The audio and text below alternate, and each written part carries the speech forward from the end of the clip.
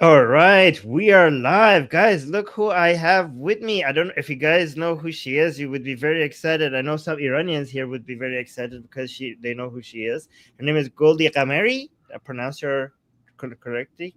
You Ghamari, did. yes, yes, because your Persian name is Golsa, but your English name is Goldie, and you are a former MPP, Ontario MPP, and you're very well known for being an aggressive critic of the Islamic Republic, right? Yep, absolutely. And you're also pro-Israel and also a huge supporter of Reza Pahlavi as well. Absolutely. I've been a big supporter of King Reza Pahlavi for several years now. Going back to, I mean, as far as I can remember, really. Um, and Sorry about that. Go ahead. oh, and you know, I would say like maybe 10 years ago, it wasn't really fashionable to say that you support King Reza Pahlavi. At that time, the reformists still had a lot of power. The left had still had a lot of power. So there were many of us, myself included, who supported King Reza Pahlavi, but it was sort of quiet, under the radar. But if you go back and search my tweets, you can see Yeah. things that I posted like 7, 8 years ago, where I sort of commented sort of indirectly on King Reza Pahlavi or Shahanshah Aryamer or even Reza Shah the Great. So I've always been a big supporter. And I'm really Mhm. glad that the Iranian community has now reached, for the past few years now, has reached that point where it is no longer taboo to say that you support King Reza Pahlavi. It's no longer taboo to say Hmm. that Shahanshah Aryamer was good for Iran, because for 47 Hmm. years, the Islamic Republic and also the communists and the leftists have put out this false propaganda about Reza Shah the Great, about Shahanshah Aryamer. The biggest thing is, oh, the Shah was a dictator and all that nonsense, which we know is a lie. But they ran with that for so long that for many of us, it was, we were nervous to speak out. But I think now, especially with technology and internet and access to information, we've been able to counter that false narrative that they have used to suppress us. And yeah, I'm a proud Right. supporter of King Reza Pahlavi. I've always been a supporter of him. And I'm just really, really grateful that he has now stepped up to lead the national uprising and overthrow the Islamic Republic. And it was also until quite recently was taboo to be a supporter of Israel among Iranians. Like Oh, that yeah. was, I mean, I we had videos of people not stepping on Israel's flag, but to come out and support Israel, that was a major red line that is now has been normalized among Iranians. And you know why I that mean, was I'm actually normalized, right? because of Reza Pahlavi's trip to Tel Aviv. Yes, Exactly. yes, Yep. right. Yep. Yes, and my audience, a lot of my audience are based in Israel, and I want to. I keep. It's good that you mentioned that because sometimes they think I'm being, I'm exaggerating, but now I'm glad that they're hearing it from you as well, because I'm trying to convince many Israelis that Reza Pahlavi is the solution to a lot of their problems, right?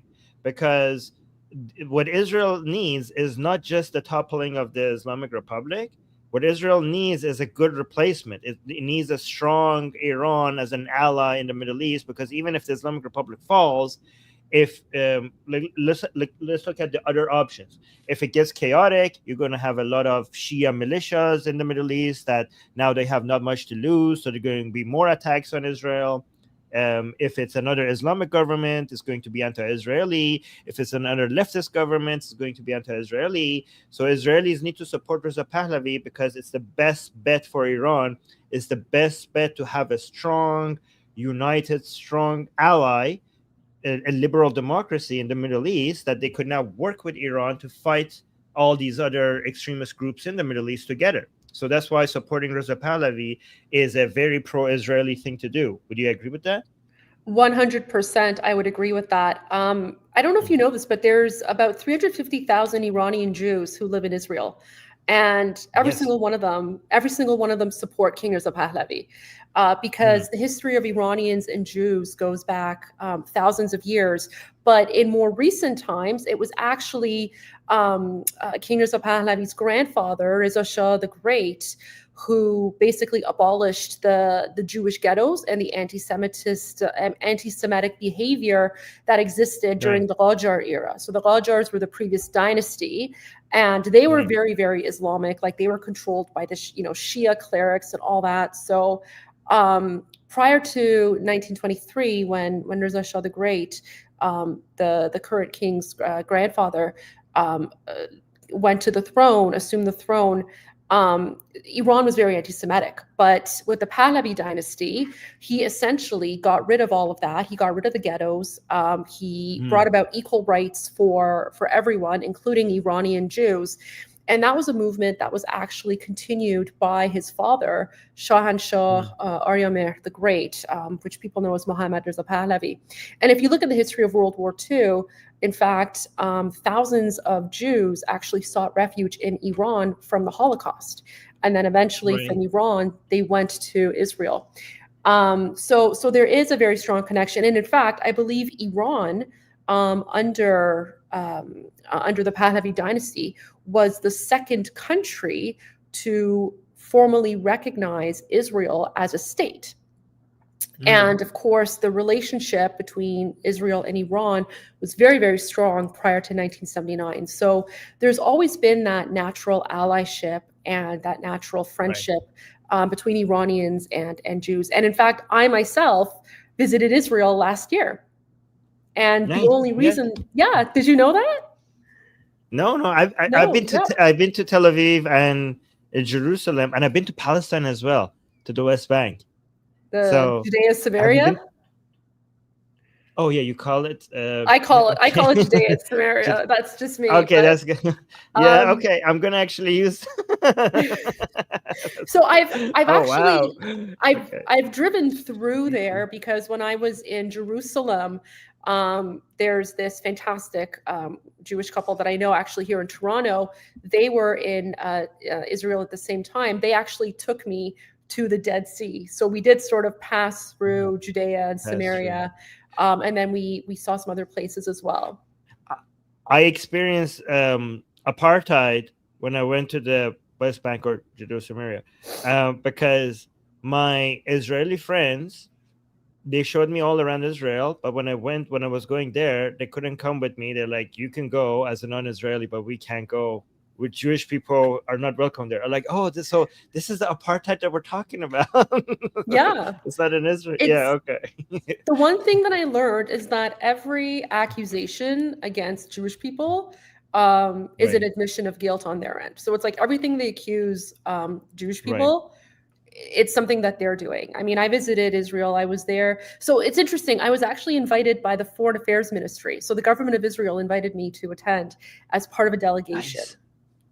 Wow. And I'm telling you, the only reason that even happened is because of King Reza Pahlavi. It's because the year before he had gone as a formal delegation, and he sort of laid the groundwork to rebuild that bridge. So going back to the whole thing about supporting Israel being taboo, yes, it was taboo, not because we didn't support Israel, but because the Islamic Republic itself, its entire foundation is based on the concept of Palestine and Quds and, all that like Islamic jihadi nonsense, right? So of course, the first thing they did when they took over Iran in 1979 is they demonized Israel. And in fact, the first like foreign dignitary they brought in was Yasser Arafat, the terrorist. So, that just goes to show you where the Islamic Republic stands. And I think, given how much Iranians despise the Islamic Republic and despise the rhetoric that's been put on them,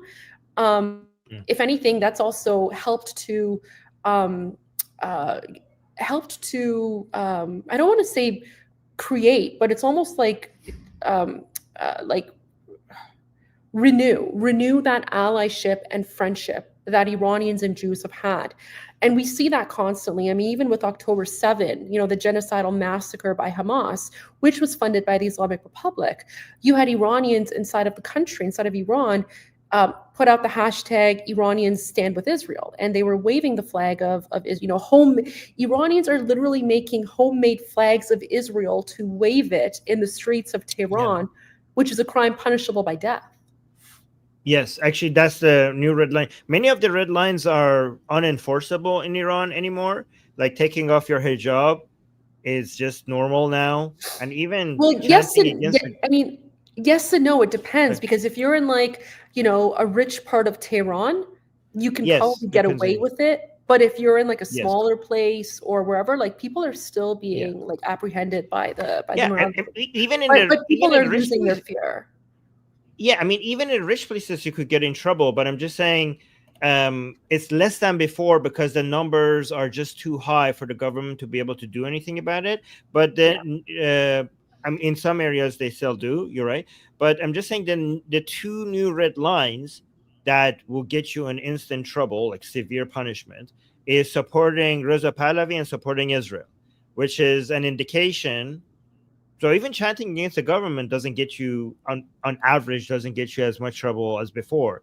But the fact that supporting Reza Pahlavi and supporting Israel are the two red lines, it's basically a signal from the Islamic Republic to us regarding what its fears are, what are its weaknesses. Like, that's a good thing for us, the rest of the world, to know. Like, okay, thank you for letting us know where it hurts the most. And that's why, if you want to get rid of the Islamic Republic, these are the two forces that you need to support. 100%. I mean, even Khamenei's, I think not Friday sermon, it was a sermon from like a few days ago or something. I never listened to them because it's all garbage anyway. But in his most recent sermon, he actually referred to the king. He said the word Padishah, which is king, right? So even like the Islamic Republic is so terrified of King Reza Pahlavi that they're now calling him out, and they're acknowledging that the king is gaining power. So that's how much of a threat the Islamic Republic, that's how much of a threat King Reza Pahlavi poses to the Islamic Republic. And one of the things I'm grateful for is that Israeli politicians have recognized that. So there is a very close friendship and allyship between Israeli officials and King Reza Pahlavi. Like, you see Gila Gamliel, for example, tweeting about King Reza Pahlavi.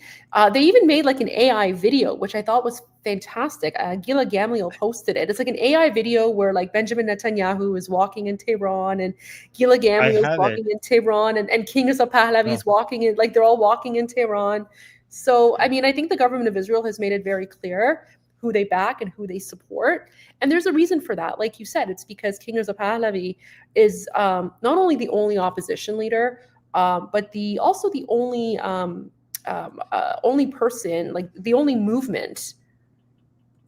Oh yeah, this is a different one. No. Oh, that's a different one.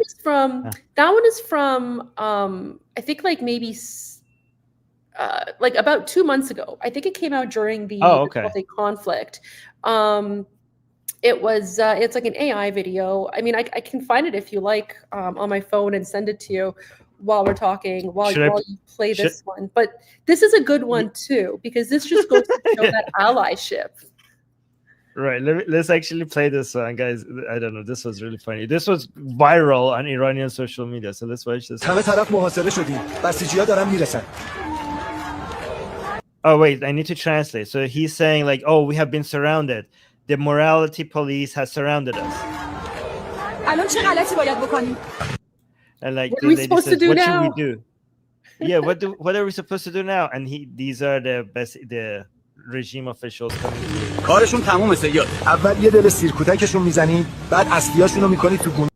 So he's saying like it's over for them now, and this guy, the second guy, says like, oh, we're gonna hit them, we're gonna beat them. Shalom, shalom. Khaybar, Khaybar, ya Sahyun.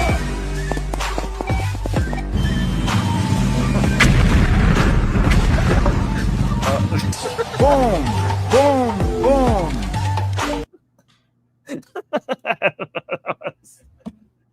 It's so cheesy, but I love it. No, it's so cheesy. I know, it's very cheesy. I sent you the video that I'm referring to. Oh, really? It's actually Gila Gamliel's like pinned post, and it's basically like next year in Tehran.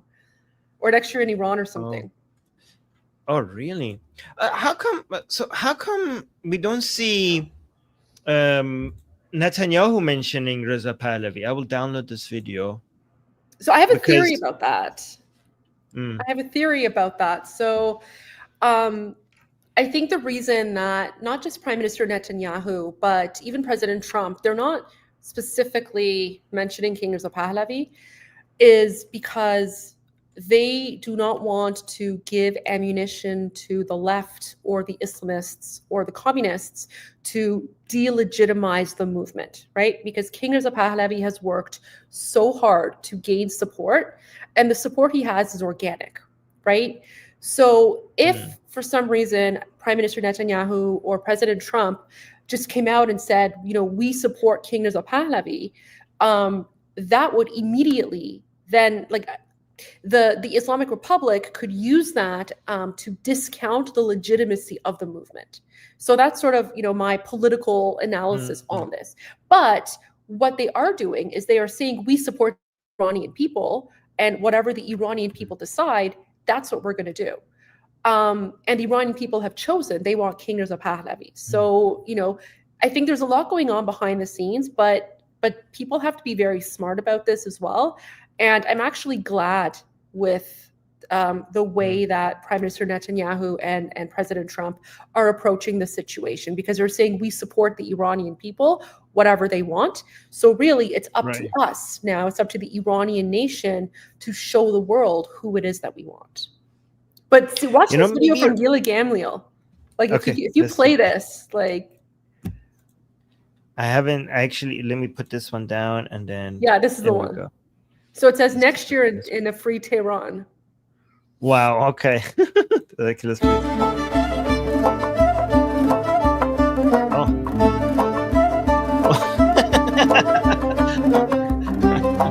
So that's Gila Gamliel. Wow. Oh, wow. That's so beautiful. I like this one even more. This one is better. That's so sweet.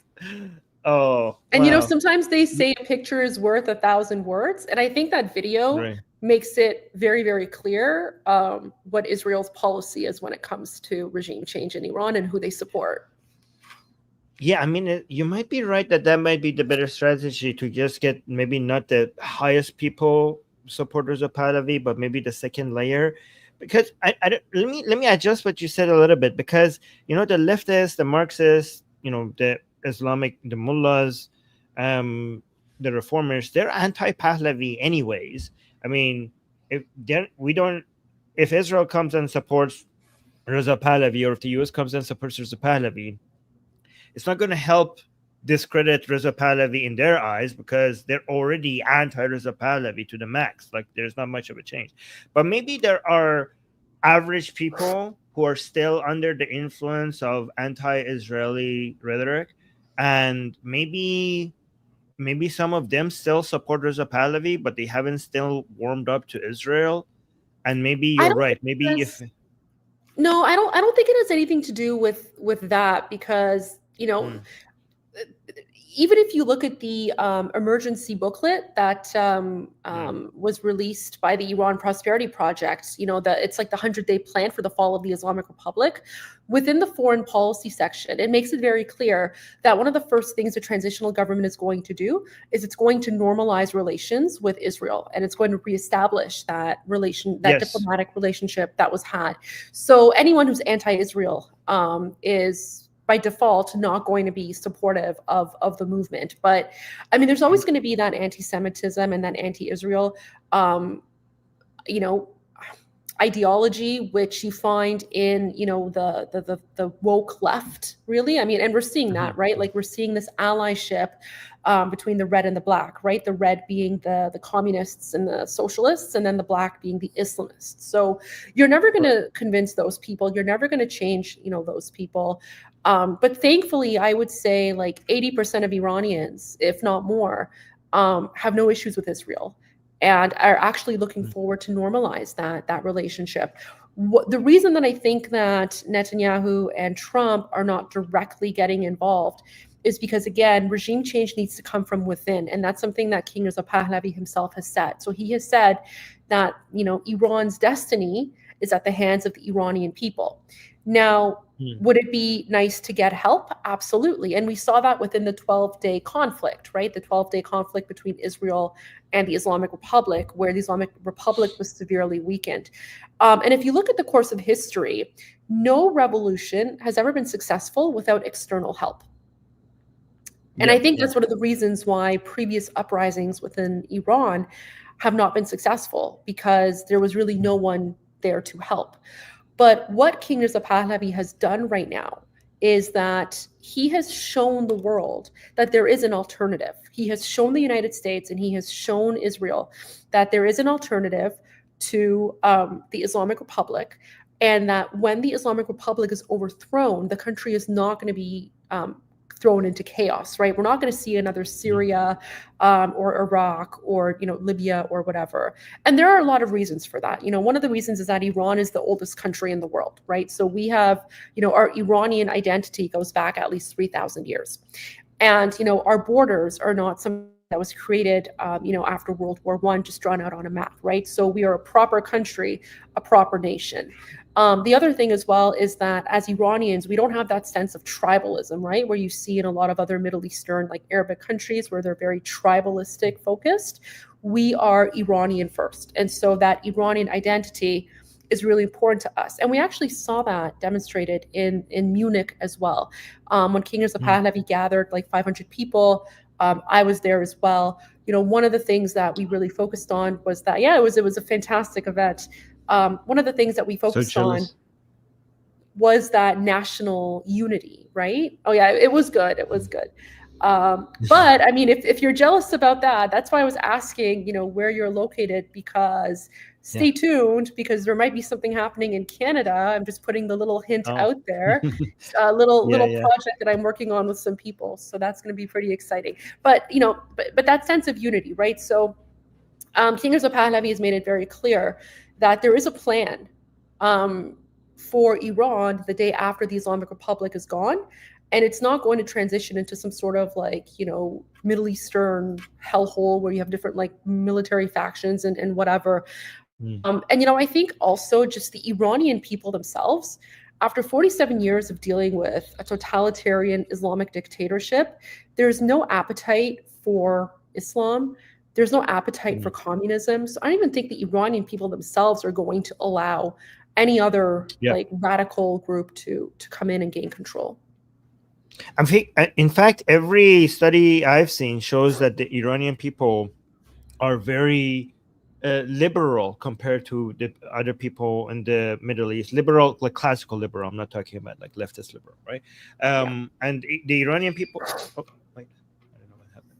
Okay, and the Iranian people and the Israeli people are see eye to eye on many different things. And they are basically, I say that we are on the Iranian people, the Iranian nation, and the Israeli nation. They are on team life, fighting in the Middle East. They are basically in this sea that is a cult of death, right? And they are so in line with their values, and so they see eye to eye that it makes sense for them to cooperate with each other and team up. Because basically everywhere else we have Marxism, we have Islamic tyranny, we have tribalism, ethnic tribalism, and in Iran and in Israel, we have, instead of ethnic tribalism, we have nationalism, we have forward-thinking values, we have modern, the desire at least for modernization. In Israel, we actually have it. In Iran, we have the desire. And again, the Iranian people, because they have been deprived of secularism, freedom, they understand the value of these methods, these ways, more than most people around the world. And again, also the studies that I've seen shows that the Iranian people, the divide between the Iranian people and their government is bigger than any country in the world. And so this is not just based on feelings and vibes and just us being in our echo chamber and thinking that the people that we talk to are basically all Iranians. The data supports this. Yeah, absolutely. And one of the biggest things I like to talk about, or like I like to show as an example, because sometimes people say, well, we don't know about the stats, like, we don't really know what's going on.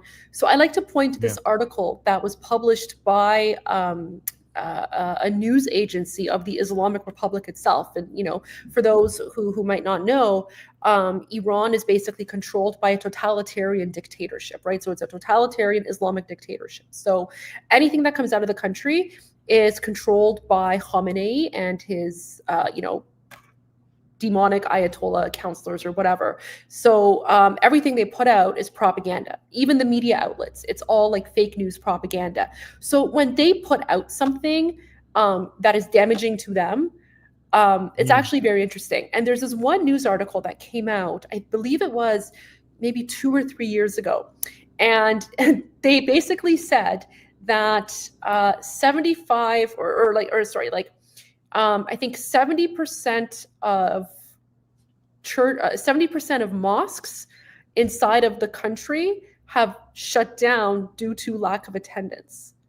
So that's something the Islamic Republic itself put out there, that, it's supposed to be this Muslim Islamic country. And yet I think out of like 75,000 mosques, 50,000 of them have shut. So that's okay. It's like 66%.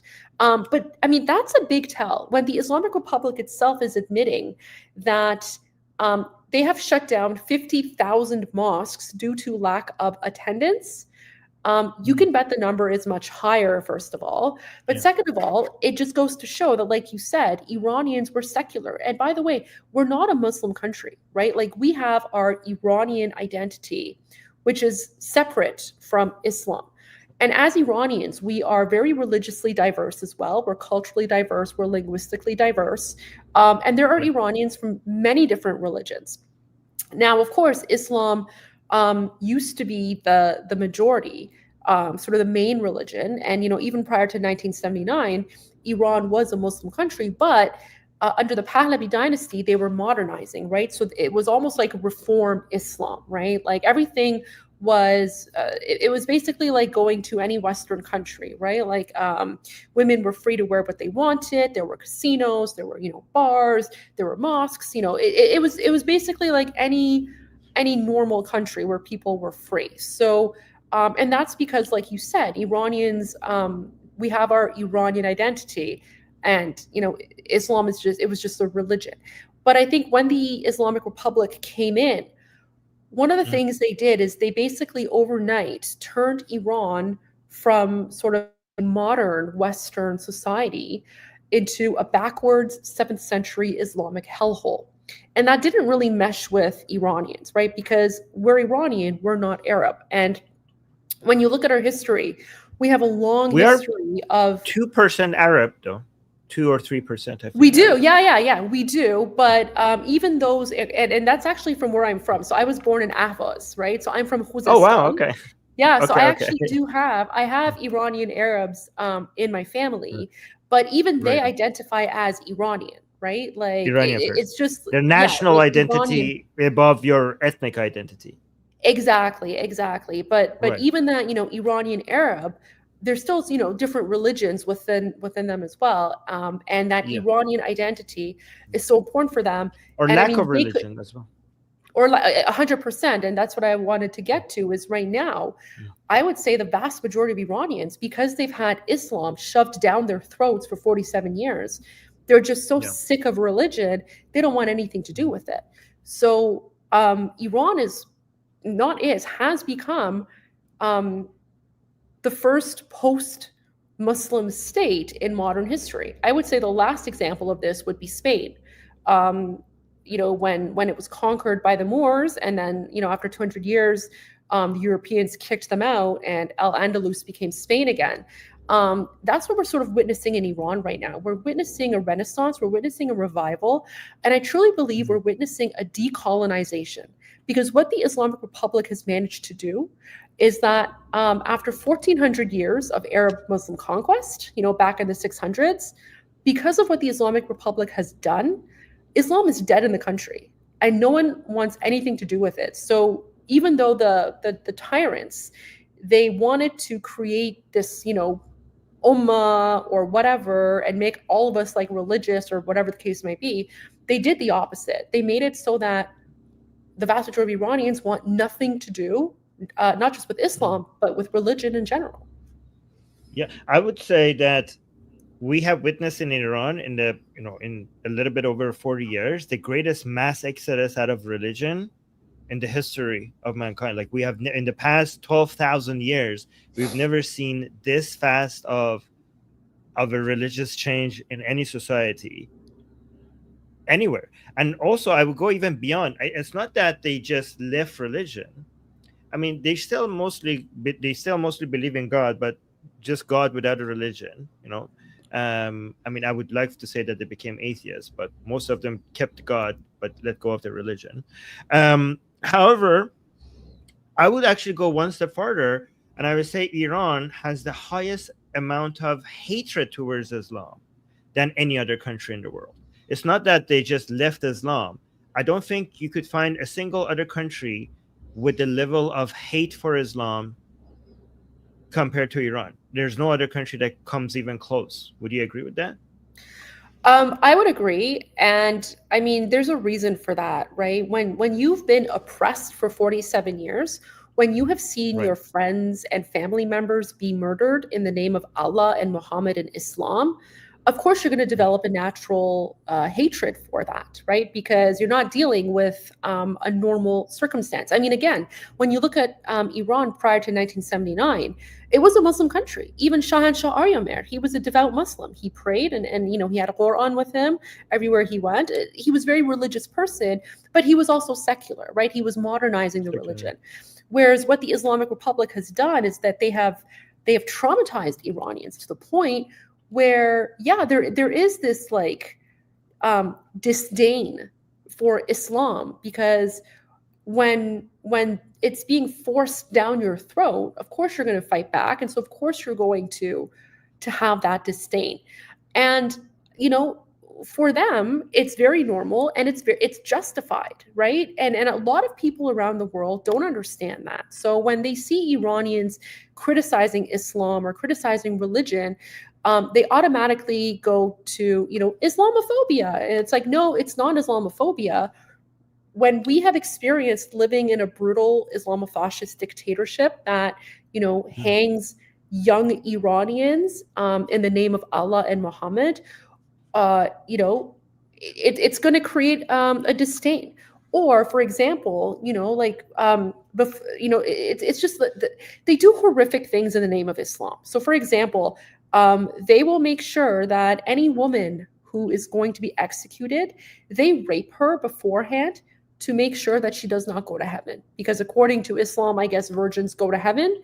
So before a woman is executed in Iran, they rape her to make sure her soul goes to hell. It's just this sick mentality that they have that's really created this hatred by Iranian people. And, I think it's justified. I think it's fully justified. Yeah. I mean, they did that early on during at the early years of the revolution. I've heard those reports. They still do it. They did it during the Mahsa Amini protests too. There was a CNN report that came out. Well, now they do it for a different reason. Now they do it as a form of torture, not with that. So the argument, it's the same crime, but it's for a different reason. Now they do it because they want to intimidate the crowd. Like back then, they had a different reason for it. Because now they do it also. They do it towards men as well. Yeah. So it's not about oh, she's a virgin. It's about like we need to scare these people, because death is not scaring them. We need to actually scare them with something worse than death. This is why some of the protesters, when they were arrested after they were released, they just take their own lives, because I don't know what they did to them, but it was apparently the government realized that just killing these people is not going to be enough to scare other people to join the protest. So they need to do something to them much worse. And it involves rape, but it also involves threatening your family. And that has really paid off for the Islamic Republic. A lot of young people go into the streets and they say, we don't care if we die, we're going to fight for our country. But when they get arrested, when the regime starts threatening the family, then that's a completely different situation. And a lot of them actually get forced to submit. What can we do? Like, a lot of Iranians from inside Iran are watching us Iranians outside, and they're hoping that we could help. And every single second that they're living under the Islamic Republic is a second too long. And it's the situation right now, especially, is really horrible. Like, Iranians are, it's a bone crushing poverty. It's the air pollution, the water outages, the electricity. I was like, sometimes listen to a father looking at his daughter, and she was describing that he could see, scars in her mouth, because she has this disease that I didn't understand. And he didn't have enough money to pay for her treatment. And this was a disease that is treatable everywhere else in the world.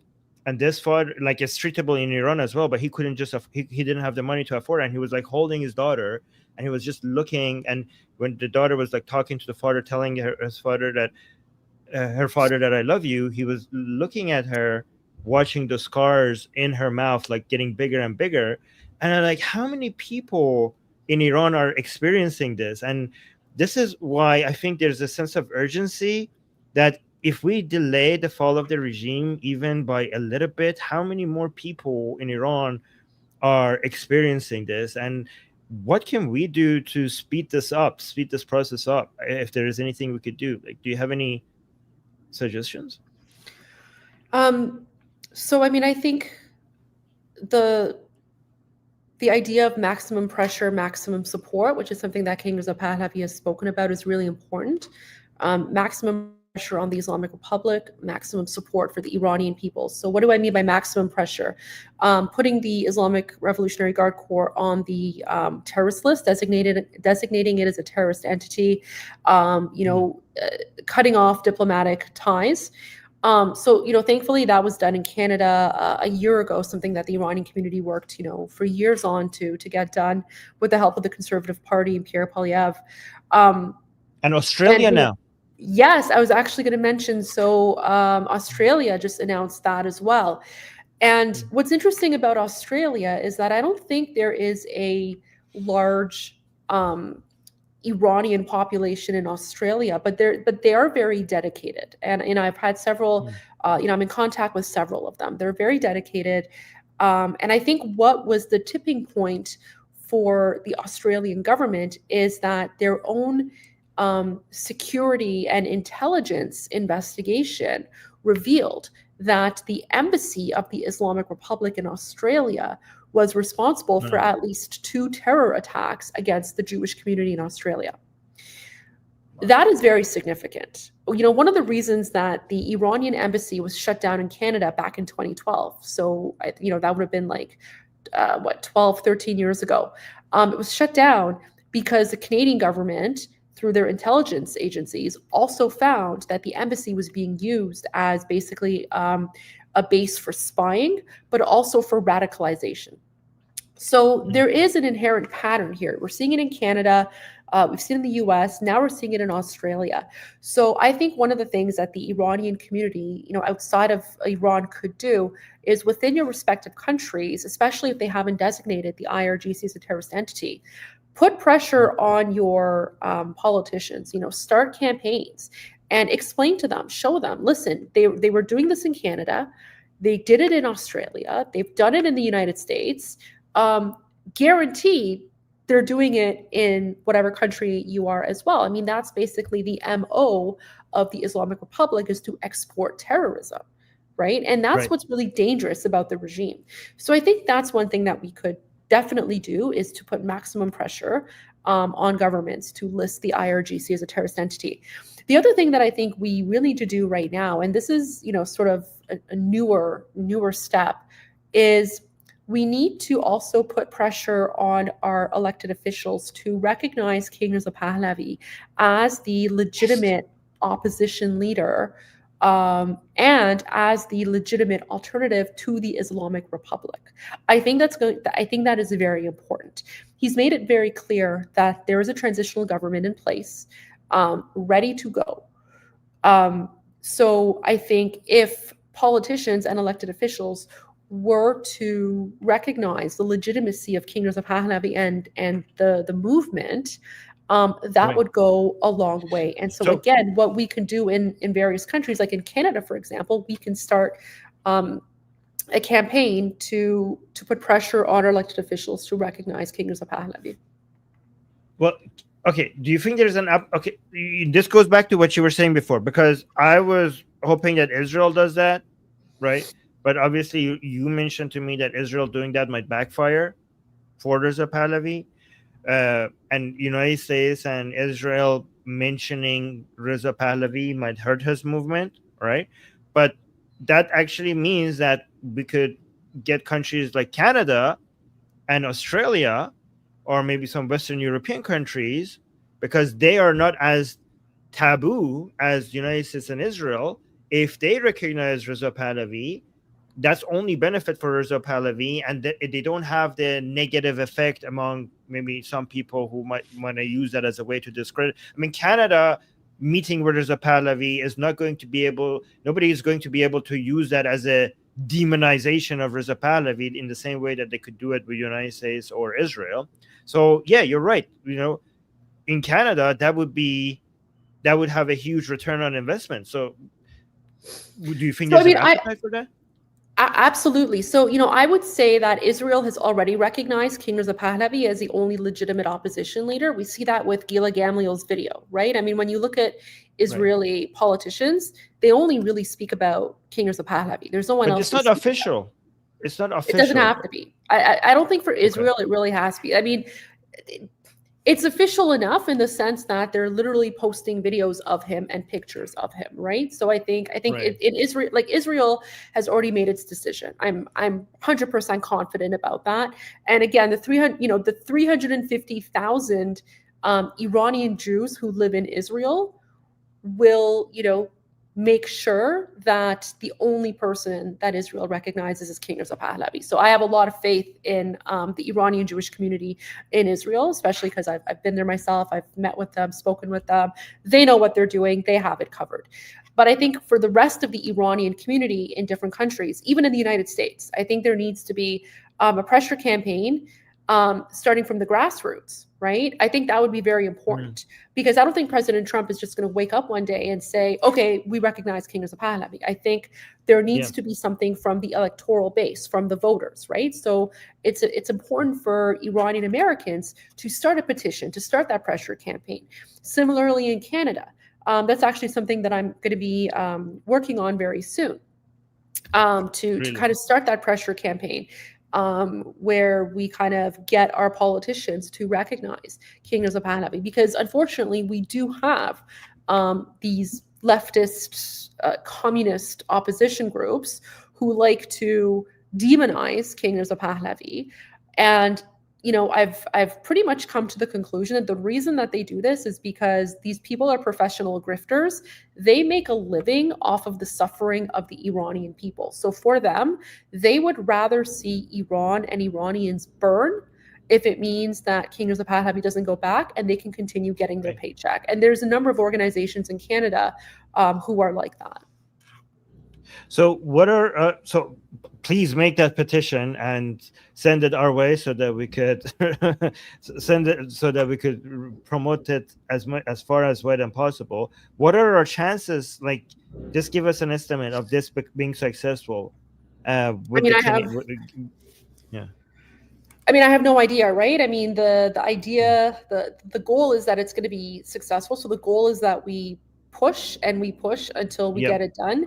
I mean, I think, it took us 7 years of pushing the federal, Liberal government to put the IRGC on the Canadian terror list before they actually did. Right.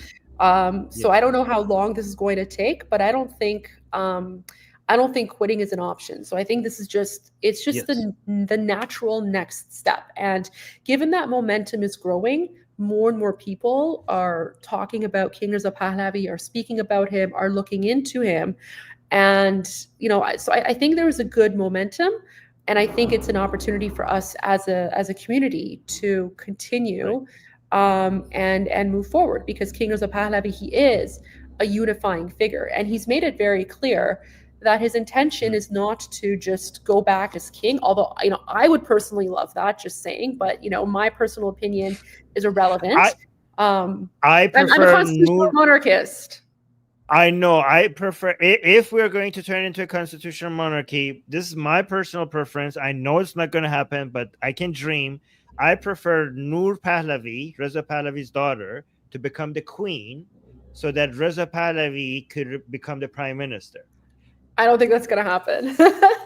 I know that. I know that's not going to happen. I know that's not going to. I know that's not going to happen. You know what? I can't see him just putting his daughter into that viper's den, right? Like if he goes in, he's going to want to make sure the country is safe and secure before he passes it on to his daughter. I'm just going to say. So I don't know. But I mean, he shouldn't go there either until it's safe, I think. Well, listen, I 100% agree with that. That's a whole other issue. Right. But yeah. You know, one thing that he's made very clear is that he's not intending to just go back as king. Like, he's going as the leader of the transitional government. And then the Iranian people themselves are going to determine through a referendum what sort of, you know, what type of government they want. Do they want a constitutional monarchy, or do they want a republic? I know what I'm going to be voting for, which is constitutional monarchy. But I think that ballot box is very important, because that ballot box is going to legitimize the type of government that we end up having. And if we look at the polls, and if we look at the appetite within Iran, there's only one person that Iranians are calling for. There's only one person that Iranians trust, and that's King Reza Pahlavi. No other name is being called. So I can't even see anyone else sort of stepping in and taking over. People trust King Reza Pahlavi because they trust his family. You know, they call the Pahlavi dynasty the Iran building family. And that's for a reason. He has, you know, proven historically what he stands for and what he wants to do. And for the last 47 years, he hasn't changed his tune. You know, I actually on my last live stream, I showed people here in Iran, in Tehran, and in other places holding the flag of Israel and flag of Iran. You know, not the actual flag of Iran, not the Islamic Republic one, and calling upon Reza Pahlavi publicly in the streets of Iran, like calling upon him and you know, saluting him and all of that. I want to go back to Canada, and again, thank you so much for getting this started.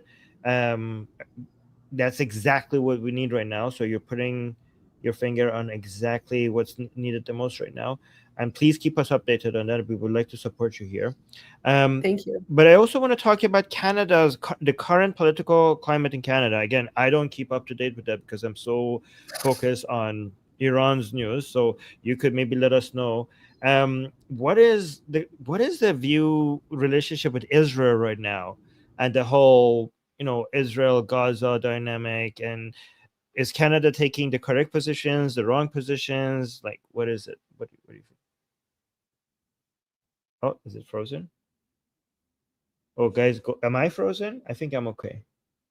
Goldie is frozen.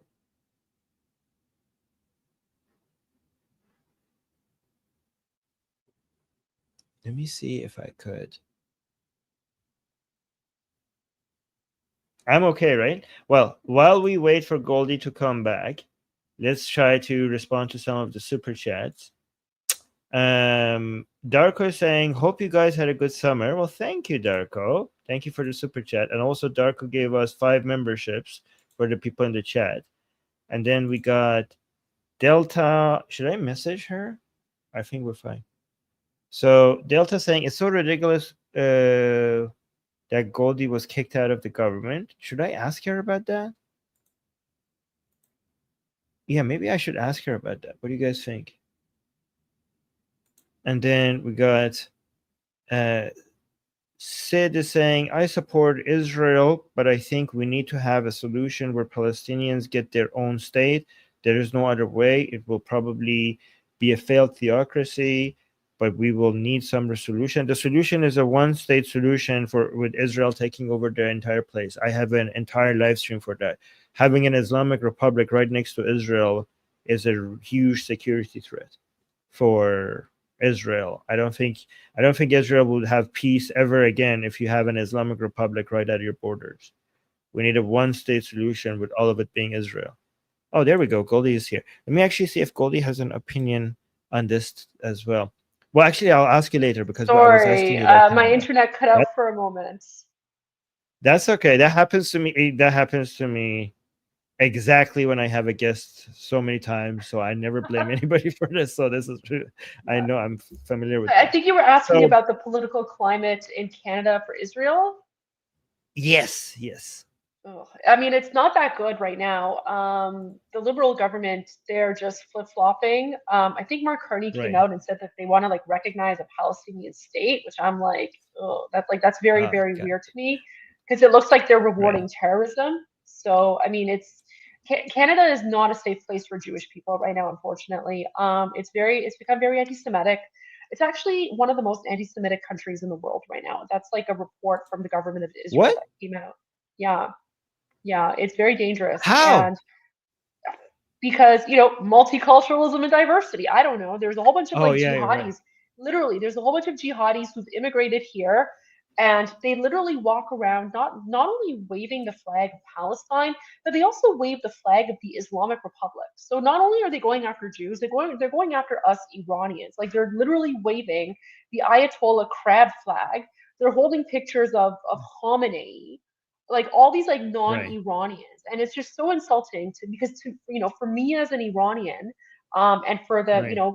hundreds of thousands of other Iranians, we came to Canada to escape that jihadi nonsense, and then you have all these like non-Iranian Arabs who are and also like some Pakistanis as well or whatever, and they're like waving the flag of the Islamic Republic, and I'm like, why is this? So yeah, Canada's not the best place right now for Jewish people, unfortunately. By the way, your microphone, I think, switched to a different microphone. I don't know if that's the case. But how are we doing worse than? Oh, that's the main. Is my it's mic still the not main one? good? I mean, it's fine. It was better before, but I don't know. It's Okay, fine. I'm sorry. It's okay. That's okay. How are we doing worse than the UK in Canada? Like they have more Islamic migration than Canada. I mean, Like, I guess the UK would be just as bad, but I'm just saying, like from an anti-Semitic perspective, Canada is pretty bad. Like it's somewhere there at the top. Maybe not as bad as the UK, but it's close. Okay. And by the way, you mentioned that recognizing so-called Palestine, and I'm sorry, guys, I called it Palestine. I'm actually one of the people here that don't want to refer to it as Palestine. I call it Gaza and the West Bank, but yeah, I mean, you call it by the biblical name. But again, I don't recognize the Palestinian identity. So it was a contradiction by me when I mentioned Palestine back then. But people in the chat were saying, I got a super chat saying, I support Israel, but I think we need to have a solution where Palestinians get their own state. There is no other way. It will probably be a failed theocracy, but we need some solution. I don't agree with that. I think having an Islamic Republic right at the borders of Israel is a really horrible idea. I'm in favor Armin, of here's the a one question state. for you. Here's a question Yeah. for you. What's Jordan? Isn't Jordan the Palestinian state? Like, Yeah. when I look at history, right, the whole thing used to Yes. be like, Israel and Jordan was like one area, and then it was split in half. So, then you got Israel and then you got Jordan. So I don't know. Jordan is like Arab Palestine, and Israel is Jewish Palestine, because the whole area used to be called Palestine. I mean, they don't believe in Palestine. Palestine was an excuse. Like there's three movements. It was the Pan-Arabist movement that used the so-called Palestinian identity to basically fight against Israel so that they could create their Arab empire, Pan-Arabist empire. They weren't interested in nation states anyways. They were trying to create an empire. And then after Jamal Abdel Nasser, when he failed, then we had the Sunni Islamic groups trying to create a caliphate. And they don't want a nation state either. That's just an excuse to fight Israel. They want their vision is to bring a caliphate. And then eventually, when the Muslim Brotherhood also failed, then we had the Esna Ashari Velayat Faqih version of Shia Islam, influenced by Navab Safavi, that got the Muslim Brotherhood ideology, brought it to Tehran. And then now we have the Islamic Republic. Now there's the third attempt not to create I mean, they don't. The Islamic Republic doesn't believe in Palestine. They believe in an imamate. They believe in building their own Shia empire. So this is the third attempt. All of these groups have always been against nation states, against nationalism. So it's not about a national identity. This is just using international law for their actual goal, which is destroying Israel, because Israel has always been in the way of creating a pan-Arabist empire, an Islamic caliphate, and now an Islamic imamate. That's why I don't know if people understand what the whole point of Palestine is, and defending it doesn't make any sense when you realize what the intentions are. I don't know if you agree with that, but I yeah. 100% agree with that. Like I said, I call it the fake Palestinian cause, because it's Right, literally fabricated. I mean, Yasser Arafat was right, Egyptian, so there you go. And his right, daughter is worth $8 billion. There you go. So it's literally the biggest grift. But one thing I right, do believe is that when the Islamic Republic is overthrown and Iran is free, that is going to put a huge dent in this so-called, fake Palestinian movement, or whatever they want to call it.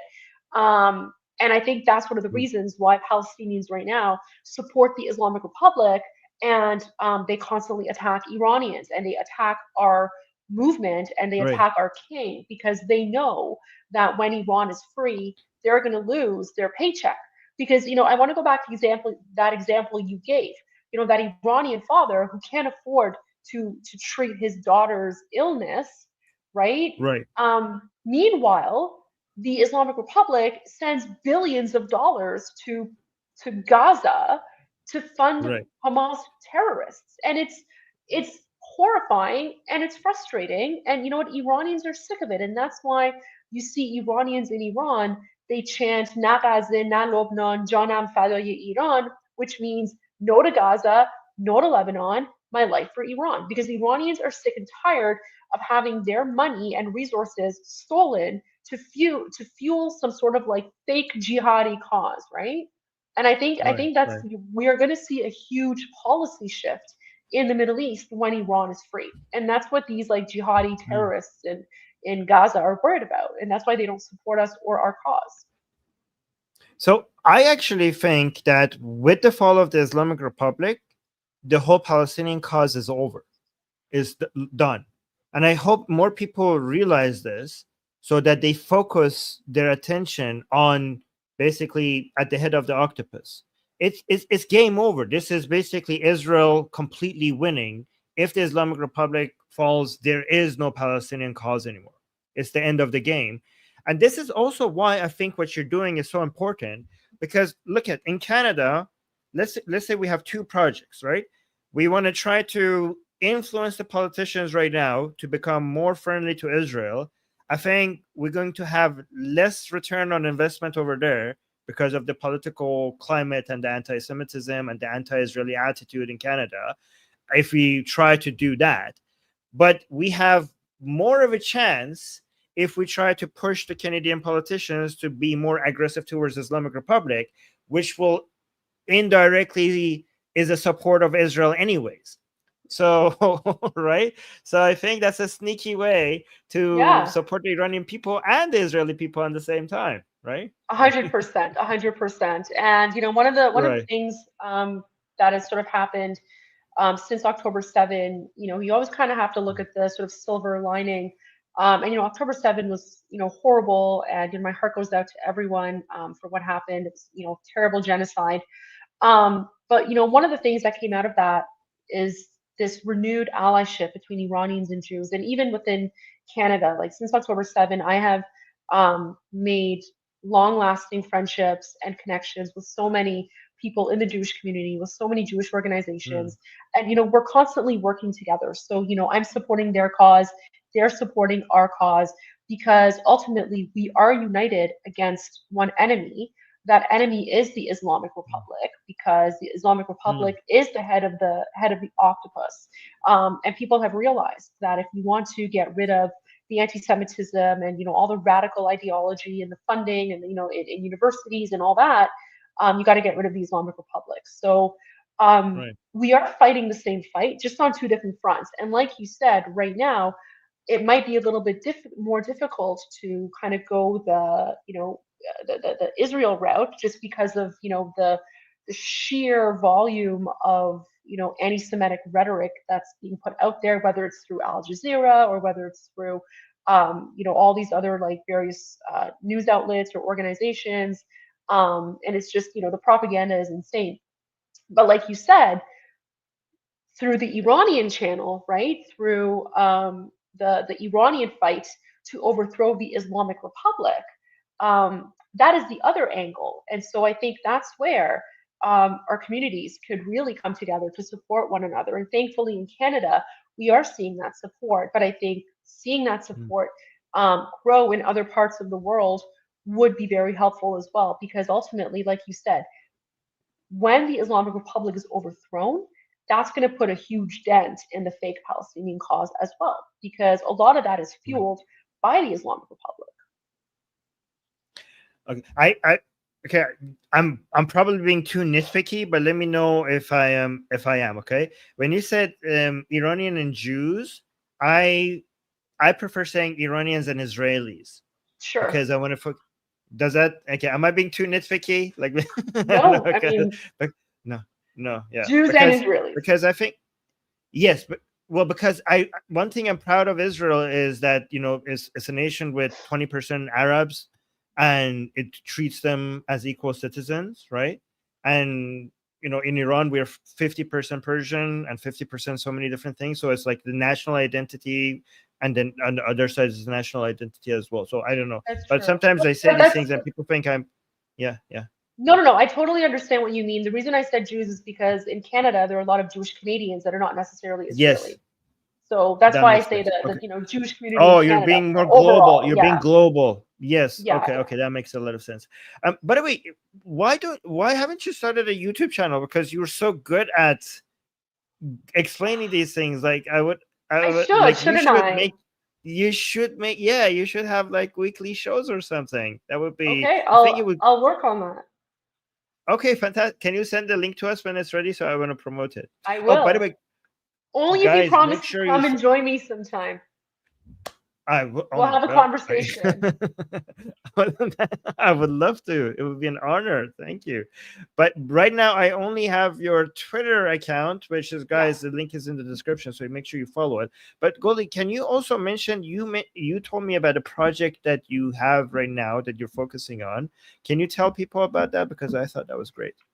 Yeah, so I'm actually working on creating a nonprofit that's going to combat radicalism, but also going to focus on freeing Iran.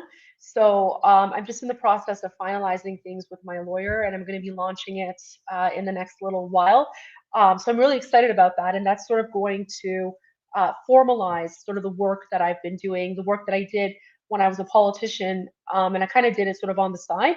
But now I'm really sort of formalizing that, and that's what I'm going to be doing full time. So basically speaking out about human rights violations in Iran, focusing on overthrowing the Islamic Republic, gaining momentum and consolidating support for King Reza Pahlavi, especially in Canada, and also fighting the anti-Semitism and Islamic radicalism we're seeing in Canada as well. So I'm really excited about that. It's going to be launching probably in the next week or so. Really? Okay. We will send me everything that I need to do to promote it, because I would like to promote it as well. And thank you for all the service. Oh, but by the way, some people were mentioning, should I talk about the drama with you in Canadian politics, or is that something that I could ask you about, or like? Of course. So basically, what happened is the National Council of Canadian Muslims didn't like the fact that I was speaking out about radical Islam. So they accused me of Islamophobia because I said things like, going out in the middle of the street and yelling Allahu Akbar is not normal behavior. They didn't like that. They thought that was Islamophobic. And then, in the course of my political career, I've spoken with several people. Like I speak with anyone about Iran. I mean, even, speaking with you, happy to speak with anyone. So I spoke with Tommy Robinson about Iran. And then the National Council of Canadian Muslims didn't like the fact that I spoke. Yeah, he's fantastic. He's great. He's amazing. He's great, fantastic. And we had a fantastic conversation because he wanted to learn more about Iranians and our struggle and our fight and King Reza Pahlavi and all of that. So I had a fantastic conversation with him. And then I just, posted a picture of him. And the National Council of Canadian Muslims didn't like that. So they accused me of Islamophobia just for the crime of speaking with Tommy Robinson. And Doug Ford, the Premier of Ontario, I guess he didn't want to deal with the nonsense. And, because the Muslims were all like putting petitions or calls or whatever. So I was kicked out of caucus for. Now they didn't say Islamophobia because they knew that it was, a garbage accusation, but they kicked me out of caucus for like they said, lack of judgment in decisions or some, garbage nonsense. Whatever. Wow. So, but I was so over it at that point. But I mean, so this is what I mean when I say this: the situation in Canada is really bad because you literally have like a Muslim organization, by the way, connected to the Muslim Brotherhood, because the NCCM used to be called Care Canada, and Care Canada had affiliations with the Muslim Brotherhood. So you basically have an unelected group of like radical Muslims who are controlling who politicians can and cannot speak with. As an elected official, I should have the right to speak with anyone about anything on any topic. It doesn't mean that I endorse them. It doesn't mean that I support them. But I mean, what happened to freedom of speech? What happened to having a dialogue? It's like this radical Muslim group. By the way, they're very, very anti-Israel, and they're pretty much pro-Hamas in a way. It's very bizarre. And they constantly. And they have this much power to get you out of to kick you out of your job. So this pro-Hamas group in Canada has enough power to make you lose your job in politics? Well, because it's all about the votes, right? It's because the Liberals brought in all these people and then they basically control all the politicians. So they did not like that an Iranian woman, and that's the crazy part here. I'm literally from Iran, born in Iran. Yeah. I've experienced what it's like to live in like a totalitarian dictatorship. I have no issues with Islam itself, right? Like half my family in Iran are still Muslim. Like, well, okay. Degrees of radicalism, right? But anyway, like I have no. Not Muslims, Islam. Most Muslims are better than Islam. So Islam itself, I'm against, but most Muslims are, not. So let me rephrase Muslims, right? Because like half my family, they're Muslims, but they're not like the crazy jihadi Muslims, right? They're just like, okay, we just practice, and whatever faith you want to have in private, have it in private. That's your right. But when you come out on the streets and you yell Allahu Akbar or you're, praying in the middle of the road, I'm going to call out that nonsense. And apparently the National Council of Canadian Muslims didn't like that I was saying maybe it's not a normal thing to go out in the middle of the street and yell Allahu Akbar. So I don't know about you, but if I'm walking down the road and someone randomly yells Allahu Akbar, I'm running for my life. Like I'm not going to like be like, oh, what a beautiful like religious phrase. No, like I have personal experience. Someone yells Allahu Akbar, you run for your life because it's not a normal thing to say or do. But these Islamist groups are using our freedoms, freedom of religion, freedom of speech to complain, right? It's like they're taking advantage of our Charter of Rights and Freedoms to push the limit on what it is they can do. For example, like what they were doing, what these like, jihadi Islamists were doing for a while is they would go to a Jewish community in Toronto every weekend, and they would dress up like Yahya Sinwar and sit in the freaking bloody chair, and then the police wouldn't do anything about it. They would just sit there at in like a Jewish community, just sit there, pretend to be Yahya Sinwar and wave Palestinian flags, and then accuse the Jews of being like Nazis. Like it's disgusting. And then when you try to call it out, then they call you, oh, it's freedom of speech. And I'm like, okay, so if you have freedom of speech to act like a terrorist, I have the freedom of speech to call you out. And so yeah, that was the drama. The NCCM didn't like that an outspoken Iranian woman was calling out Islamic terrorism. Is there any chance that you could get back? This is insane that they have taken over. Okay, is there any chance that you could get back in, or is it over? No, it's over. So I was kicked out last year, and then so we had an election back in February. I could have ran again, and I did some internal polling, and I actually had really good numbers. So, I mean, if I wanted to get back in, I probably could have, but I chose not Mhm. to because after 7 years in provincial politics, I pretty much accomplished my local goals. You know, one of my big goals as an elected official was to build schools. So I managed to get funding to build 15 brand new schools in like 6, 7 years, right? So Oh, nice. my local, thank you. So my local priorities pretty much did everything. Like there were certain places I needed natural gas. I managed to get them natural gas. So all of these like local campaign promises, I'd already accomplished. And so, after 7 years, I was like, okay, maybe it's time for me to move on. Right. And with getting kicked out for Islamophobia, I was like, this is the perfect Right. opportunity to continue my So, fight against the Islamic regime and to speak mm. up for Iranian people. So it's safe to is given that you're not going back into politics, I can ask you this question because I wasn't sure if I should ask you. I didn't want to screw your career. Would you agree that Islam as a whole is garbage? As a whole, not like radical Islam. What kind of question is that? Listen, I believe that people have the right to practice whatever religion they want to practice. Just keep it Right. out of my face and keep it in your home. I mean, if you want to believe that Muhammad rode a flying donkey with the face of a woman to Jerusalem, that's on you. Okay. I have no So issues with you that. have the That's your right. belief. Yeah. Don't put it on me. Keep it private. So I you really have do the believe right. that religion should be private. I know. I agree with that as well. Okay, but you have the right to believe in garbage beliefs. I mean, that doesn't mean that they're not garbage, but you have the right to believe in that. Oh, you don't want to go Let me there? put it this way. I'll put it this way. When you look at the history Right. of Iran, I think the Iranian identity is antithetical to Islam. So I truly believe that when you learn about Iranian identity, you cannot be a Muslim because Islam, I think of it this way. Think of like First Nations people and how when First Nations, when Christopher Columbus came and conquered them, they brought Christianity, and then Christianity like erased their culture and tradition and all of that.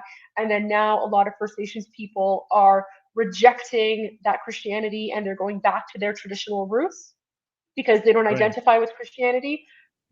Similar concept in Iran. And I'll explain. So, we Iranians, we are the indigenous people of Iran.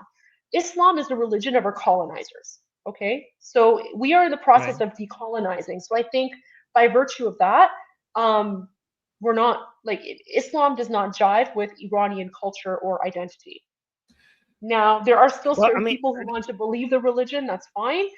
I don't think yeah. it's like the religion is not for me. It doesn't make sense for me. Okay. I think a lot of the concepts within Islam are actually backwards compared to what Iranian society was prior to the Arabs taking over in 600. Like, for example, prior to Islam coming Mhm. to Iran, women had equal rights to men, right? But then when Islam came, they took those rights away. So, I The mean, way I look I at don't it, think, yeah. yeah, I understand that. I'm not going to push you to say something that might. Uh, yeah, the way I look at it is that I love many Muslim people. Okay, and I actually have made friends with Muslim people who have accepted my anti-Islam position, if you can believe that. Okay, so I like you. I could be anti-Islam very aggressively, and I could be pro-Muslim for people who are not hostile towards me.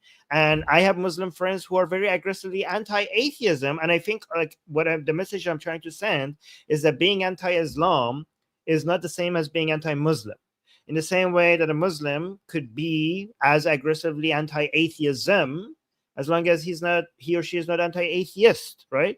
And we will just compete against each other's ideas. And that's not. I mean, I think people think like when you're against someone's ideas, that's like a very hateful thing to say.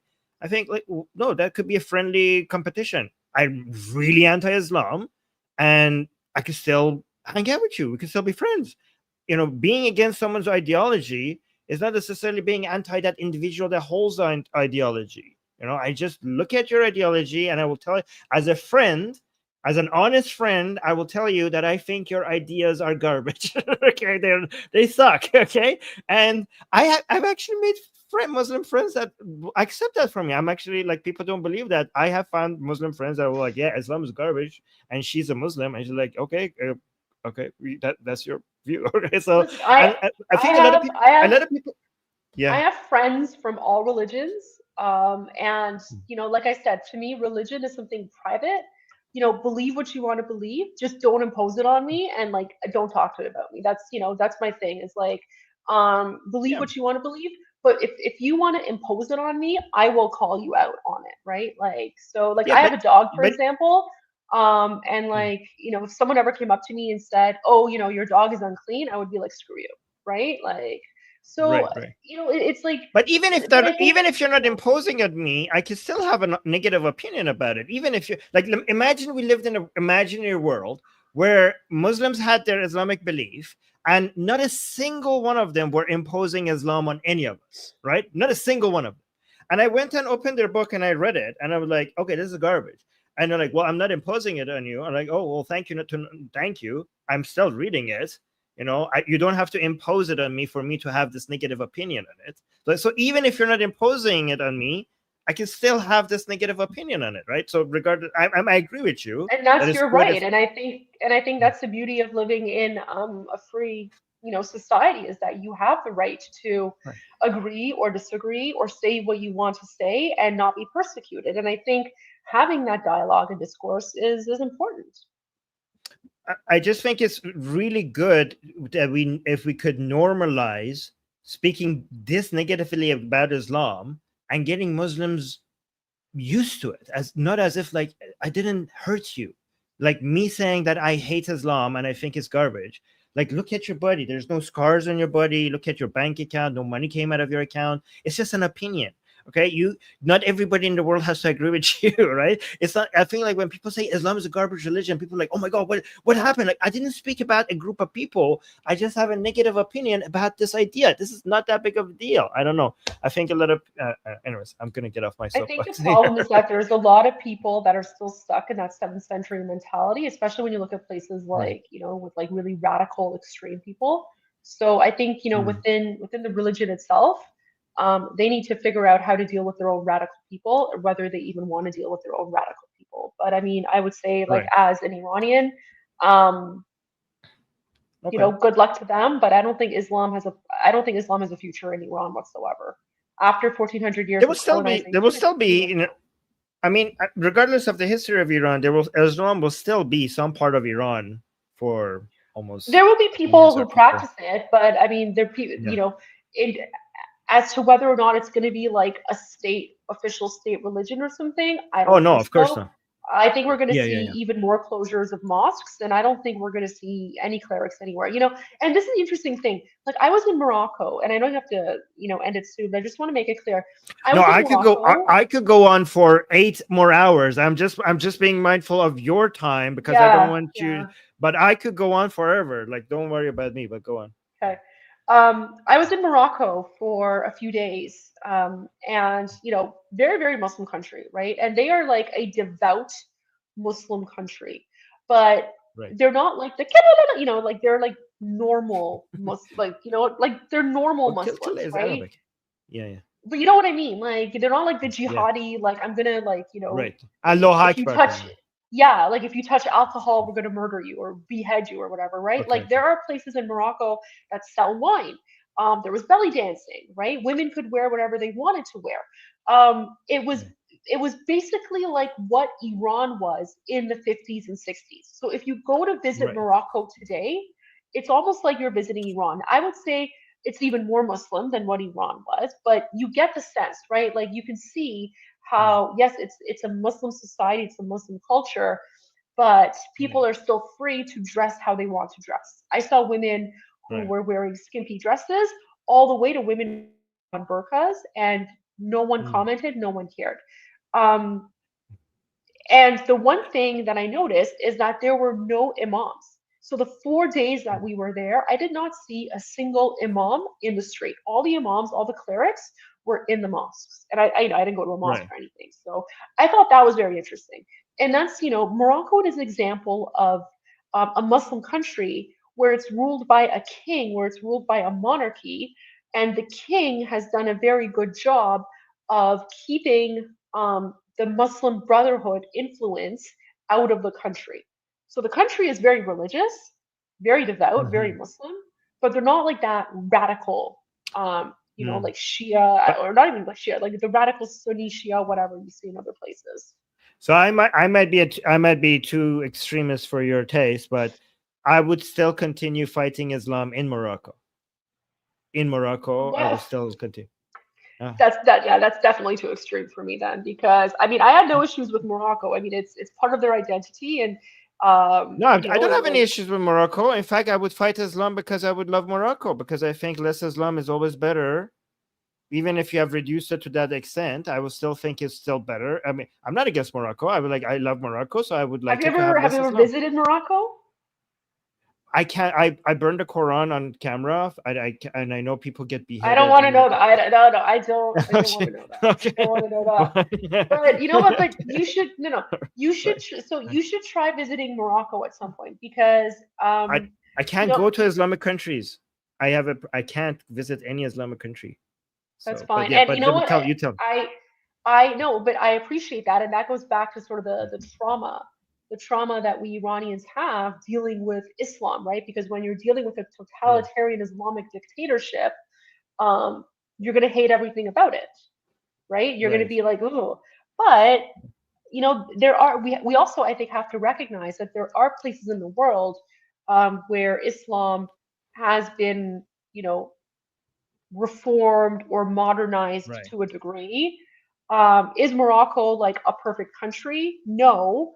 But the fact that, it is a Muslim country, and yet you could still go to the grocery store and buy alcohol if you want to, right? Like, it's just, it's a different perspective.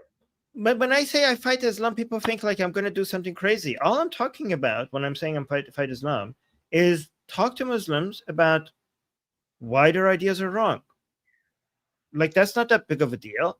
And I think like people say the reason why I keep fighting it, even if it becomes secular and even if they are not being imposed upon us, I think wrong ideas will always have a tendency to come back. They when they're not imposing on you anymore, and when they're separated from the government, at that point they become popular because people feel like, well, this is harmless. And then at that point they start growing. And then, I mean, throughout the history of Islam, we had many phases where we got to the point where Islam was not being imposed anymore, and the government was somewhat secular. We have gone through those phases, right? But then Islam was still there, embedded within society, just waiting for its time. That's why I'm thinking, like, if you injure a dragon, that's what happened to Iran. You need. Yeah, exactly. Right. So that's why I'm saying that when you see when the Islamic dragon is injured and you look at it and like, well, it doesn't bite anyone anymore. I'm like, oh my, like, shove the sword into his heart, because it's going to recover and it's going to come back again and bite you. So don't think like, well, it's not hurting anybody right now. Yeah, well, right now it's not hurting anybody, but we need to finish the job. Well, we have the upper hand. And again, finishing the job sounds like radical, but I'm just talking about talking to people. That's all. Okay, not nothing radical. And I know you have to go, so I'm not going to hold. But I'm happy to do this again. This was a fantastic conversation. I really enjoyed it. Thank you. Did I get you in trouble by saying those things at the end? No. Okay. No. Listen, one thing about me is I'm always in support of free speech, and I think everyone has the right to say what they want to say, and I will defend anyone's free speech. And I fully listen. I understand why you say what you said, and your thoughts are not even like that radical compared to what Iranians think. Like your thoughts are like pretty mild compared to what Iranians inside of Iran think. Oh my God! And it's just the reality of dealing with the Islamic Republic for 47 years. Okay. After you go, I'm going to read the super chats, but one of the super chats is for you. So can I just read that one and you could just answer that super chat? The rest of them I will answer myself. Okay. Sure. So this super chat is saying, is your favorite song, because you said you're from Ahvaz. So she is saying, is your favorite song Dokhtar Ahvazi by Sandy? Yes? Okay. Yes. Okay, well, thank you. I love some good Bandari music. موسیقی بندری از همه چی بهتره. I love it. Okay.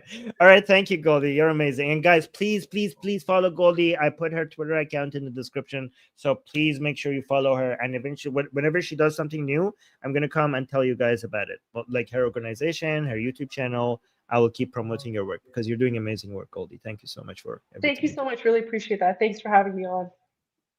Bye, Goldie. Bye. Thank you. Bye. Okay, guys, let's do the super chats. So let's look at the super chats. How is that, guys? She's amazing, isn't she? I loved every second of that. So let's look at the super chats. Okay. We got Seymour super chat saying, "Long live the third Feder of Seymour, Reza Shah." Okay, I've never heard that before. Well, thank you so much. And then we have Sid here saying, "If Spain remained Islamic, we would have Spanish jihadists. That was that was great riddance. The Inquisition was evil and horrible, but long term Spain benefited." Okay, yeah, yeah. And then we Pedram, thank you so much for the super sticker. Appreciate that. And then saying, "Armin will," oh, well, thank you. Baron is saying, "Armin, we love you for everything you do." My God, thank you so much for saying that. I appreciate that. And then we have Sid here saying, "Canada is lost, to be honest. Palestine is Islamist." Guys, don't lose all hope. We need to fight for these countries. Countries with, Western liberal values. We need to keep fighting for them. If say like, "Oh, the UK has fallen, Canada is lost," that's a defeatist attitude. I don't agree with that. Because that will make, if you have that attitude, you would think it will make people, not fight because it's lost already. What is there to fight for, right? Islamist Khalistanis running havoc together under the leftist ecosystem is just lost or soon to be. Yeah, I think you should keep fighting for these countries. You shouldn't give up. What do you guys think?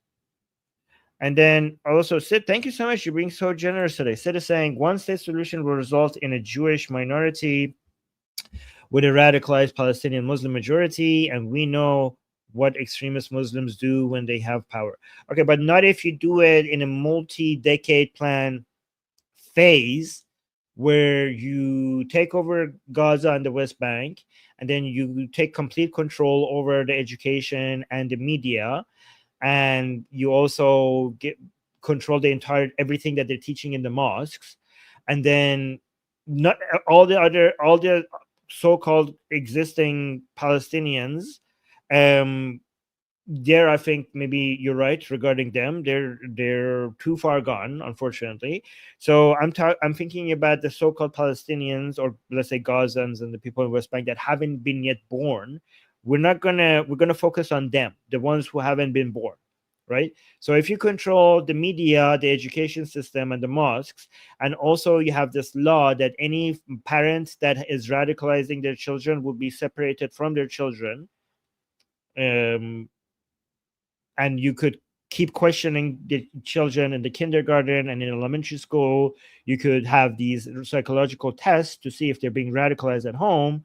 And then if you do that, then after one generation, you could create a whole new generation. And also, if you keep building Gaza at that point, when you have full control over it and building it and providing jobs and security and hope for the future, then you could actually create a whole new generation of people in Gaza and the West Bank that are de-radicalized. And that's my plan. That's called the Armin plan. Okay. Tell me if there's any other way. The two-state solution doesn't make any sense, guys. The two-state solution is dead. But then if you do that, eventually you will have a whole new generation of people in Gaza and West Bank that have been de-radicalized and they want to work. And you could start testing, giving them jobs in Israel, like not something like happened in October 7th. I'm talking about the whole new generation of de-radicalized people in Gaza. Again, this will take multiple decades. This is my plan, okay? But it's the only way. That's my plan for a one-state solution. Right? So let me go. Thank you for that. And then Farhan Far is saying, "Zani Runi teke khoshgel va ba namak tike khoshgel." So Farhan Far is Iranian. He was commenting on Goldie's good looks, which I agree. Yeah. Sid is saying Iranians should be thankful they were able to preserve their Persian identity. It's not a Persian identity, Sid. It's an Iranian identity. Iranians are only half Persian. Only half of Iran is Persian. It's not it's a national identity. It's not an ethnic identity. It's a national identity. But it's the Persian language. Yes, the Persian language is for all of Iran, but the ethnic identity that we don't the ethnic identity is irrelevant. Okay, because we're not just Persians. We have Gilaki, Bakhtiari, Turkmen, Azeri, Kurd, Lor, Baluchi. Where else do we have? There's so many. We have Arab. We have I think 5% Arab, right? Yeah, Azeri. Yes. Oh, 60% Persian. Last time I checked, it was 50% Persian. Yeah, Amir saying it's a good plan. Oh yeah, I'm saying it's a good plan, better than what the governments have. Yeah, because my plan is the best plan. I will tell you, Turkmen. Yes. Oh, we have Jewish. Yes. How could I? We have Jewish Iranians, obviously. Obviously, yes, yes. Thank you, guys. Thank you. And then, so yeah, I like to. We have an Iranian identity. Okay, so we have 3 identities in the world, and 2 of them are not very important, and one of them is the most important one. Okay, we have religious identity, ethnic identity, national identity. The only time where the ethnic identity or even the religious identity becomes important is when some people are targeting that ethnic identity, for example, as a way to harass them or discriminate against them. Then we are forced to care about it, right? So I don't care about the Jewish identity, but I wish I could not care about the Jewish identity, but I'm forced to care about it because anti-Semitics are all around the world are targeting Jewish people. So we are forced to care about it because we need to protect them. So the reason why it becomes important is because they use that identity to make those people a target. So we need to use that identity. We need to use that identity to figure out who to protect. So we're in a position that we need to care about it because we need to protect those people. But if an ethnic identity or religious identity is not being hunted down, then the only identity we need to be advertising and promoting is a national identity, which is Israeli and Iranian, not Jewish and Persian. Again, I understand that Jewish is different. We need to actually talk about the, protect the Jewish identity because they're being targeted for being Jewish. So, in Israel, the way that they defined who's Jewish was based on how Nazi Germany defined who's Jewish. And their reasoning for that was that if you're Jewish enough for you to go into a concentration camp, for you to go into gas chambers, then you're Jewish enough to deserve the protection of the state of Israel. So you see, the Jewish identity and the way you define it is based on who needs protection. Does that make sense? Let's go to the next super chat and say Iran. I can't read the rest of that name. Saying thank you for the super chat. Saying you should create a pro Pahlavi group to combat CARE and Iranian Canadian Congress, etc. I'm a Canadian university student. Would love to have Iranian student branch. I mean, then you should follow Goldie. I don't know about what you mean about Iranian Canadian Congress, etc. But Goldie is basically doing a lot of projects like that, so you should follow her and support her. Oh, okay. You guys are saying yes. What I'm saying makes sense. Thank you, guys. Sid is saying it is blasphemy to download the Quran and then delete it so that it ends up in the recycling bin, and I clean my recycle bin. Can I be killed for that? I mean, they would say no. I know you're joking, but they would say no because what's considered holy is the ink on the paper, apparently, for some reason. And then let's see. Mark is saying, do you think Reza Pahlavi would ever renounce Islam himself? No. Even if he becomes, again, I have my suspicions regarding his personal beliefs, and I'm not going to mention it here. But even if he has negative beliefs about Islam, or if he wants to leave Islam, if he has left Islam, it makes no political sense for him to say that or become public about that, because Reza Pahlavi needs to be a symbol of unity in Iran, and that includes non-Muslims and Muslims. So by coming out and I think he should just not talk about whether he's for Islam or anti-Islam, because we need him as a representative. I think he should just keep his personal beliefs to himself. I mean, he could talk to it. I think we could talk to it about it with his friends, but I think publicly it wouldn't make sense for him to come out and say anything for or negate. Like, that's our job. It's the job of the Muslims to advertise Islam, civilians, and it's the job of us anti-Islamic people to advertise against Islam. I think, especially given that Reza Pahlavi is going to be a symbol of secularism, I think him, whatever his personal beliefs are, him not coming and publicly taking a position for or against it makes the most sense. Do you guys agree with that?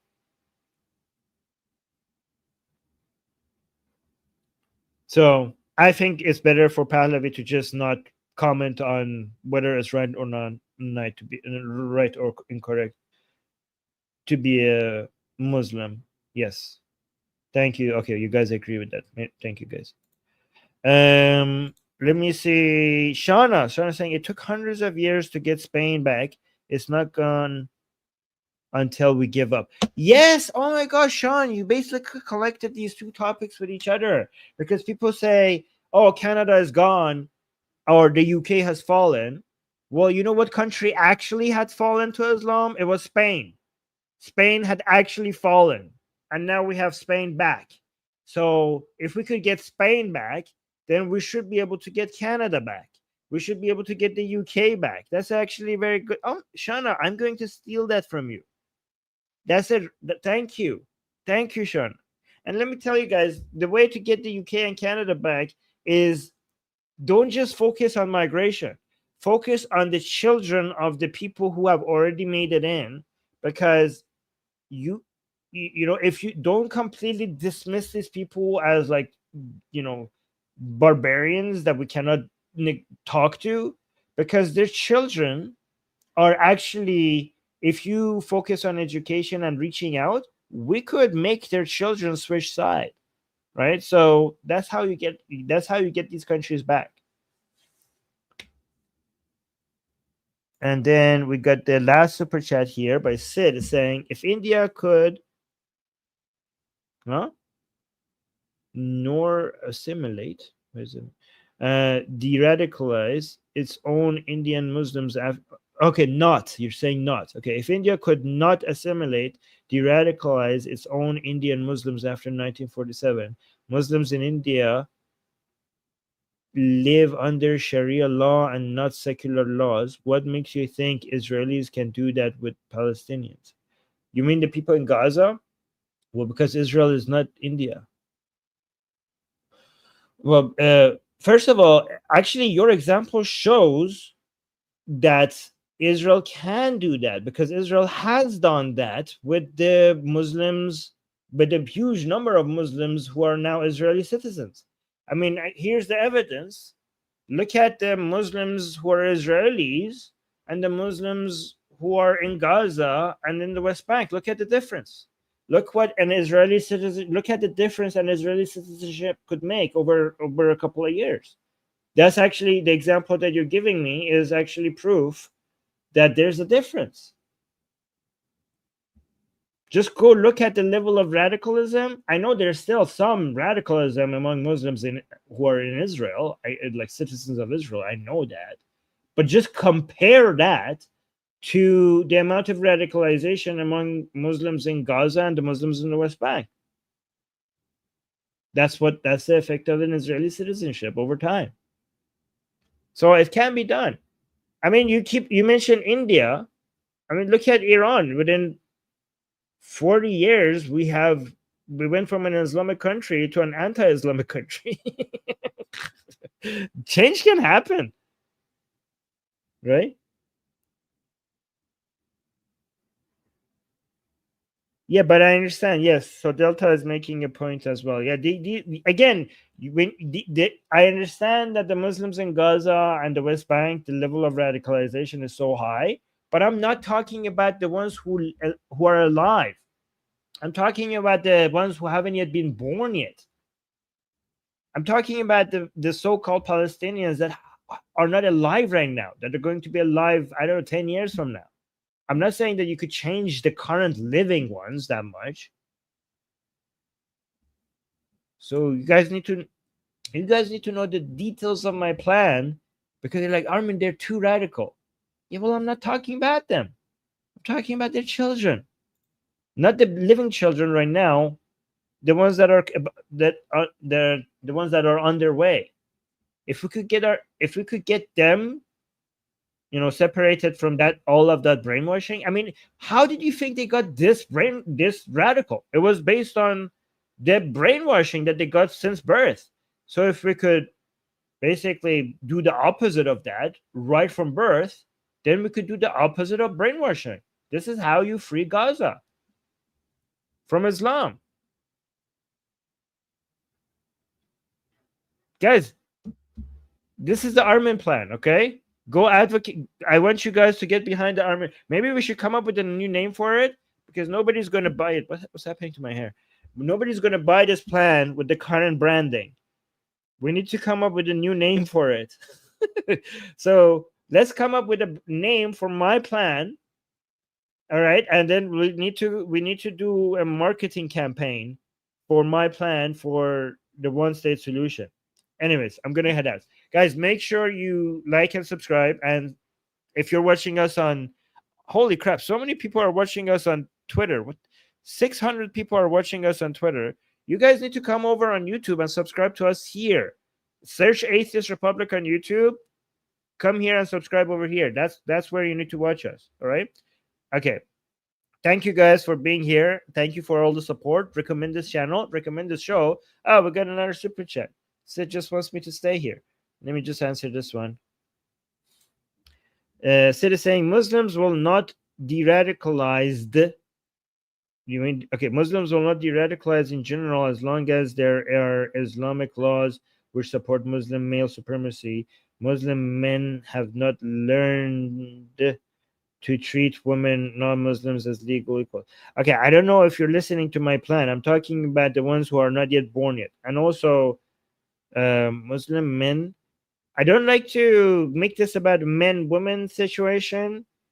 I don't want to make it seem like it's men versus women. Islam is not pro-men versus women. Islam is anti-man and anti-woman at the same time. So men don't get as much of an advantage in Islam. I need to make a show about that. So let's not make this a man versus woman situation. Islam is as anti-man as it is anti-woman. But my plan is not about how much Muslims will de-radicalize. I'm talking about their children. And also Muslims do get de-radicalized sometimes. I've seen it with my own eyes. So I'm going to head out. Guys, should I make a show about how anti-male Islam is? I would actually make an argument. I will show you how the Quran is even more. It is a very anti-woman. I'm not denying that. It's very anti-woman. But I can make a show showing to you how much more anti-man the Quran is. Even more than it is anti-woman. I could make a show about that if you want. Islam is horrible to both men and women. This is not a this is not a man versus woman situation. This is a life versus death situation. Okay, we have men and women on team life versus men and women on team death. That's how it is. All right, so let's go and then like the stream. Okay, thank you guys. Bye. Oh wait, I'm Israel Chai, Javid Shah. Mwah. See you next stream.